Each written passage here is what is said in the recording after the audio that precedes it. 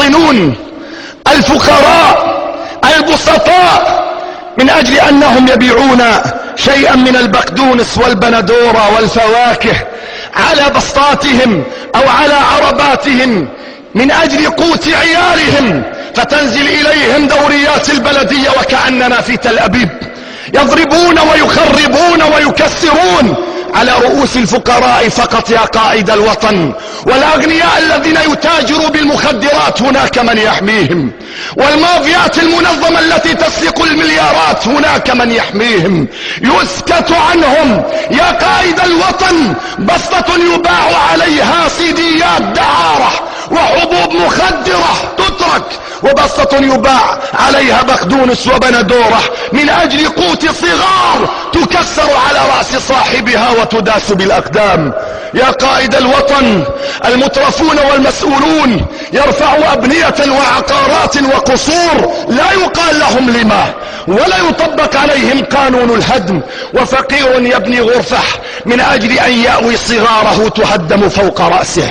يا قائد الوطن، يا قائد الوطن، من يقول كلمة الصدق وكلمة الحق تصل اليك اوراقه وهو المخرب، وهو الذي يريد ان يعيث فسادا. ومن ينافق ويدجل ويسكت عن الاخطاء ويرضى بدمار البلد من الداخل، فهذا توزع عليه اوسمة الوطنية بغير حساب.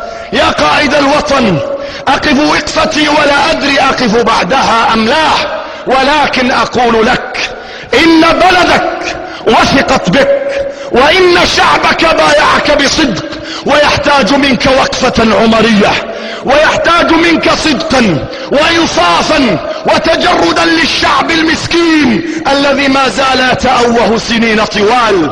يا قائد الوطن، اعلامنا اعلام مقاوم، وليس مستوى اعلامنا مستوى اعلام المقاوم، انه اعلام هزيل هزيل، مساحة الجدية فيه ضئيلة، وانما يمضي ساعاتنا بالعبث واللامبالاة والامور التي لا تقدم ولا تؤخر.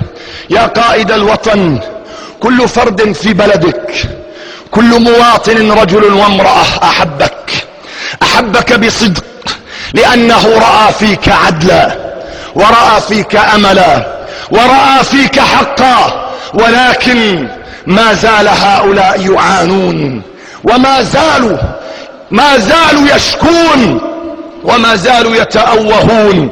وانا اعلم بان موجة اصلاحك قادمة، فعجل بها يا قائدي، عجل بها وشعبك ينتظرك.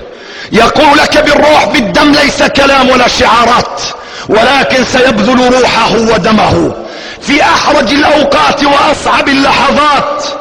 انه لك فكن له، ان شعبك معك فكن معه.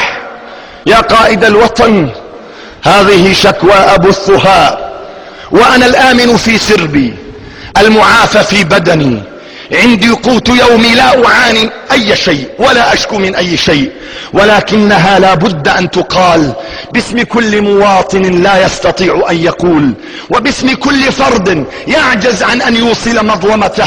وكم وقف بين يدي مئات تذرف دموع الظلم من اعينهم فتحرق كبدي لما يقع عليهم من بعض الفاسدين والمرتشين والمخربين. يا قائد الوطن، بايعناك ونحن على البيعة، وننتظر منك وعودك، واول ما ننتظر سيف الاصلاح يبتر رؤوس من تبقى من الفاسدين. اقول قولي واسلم.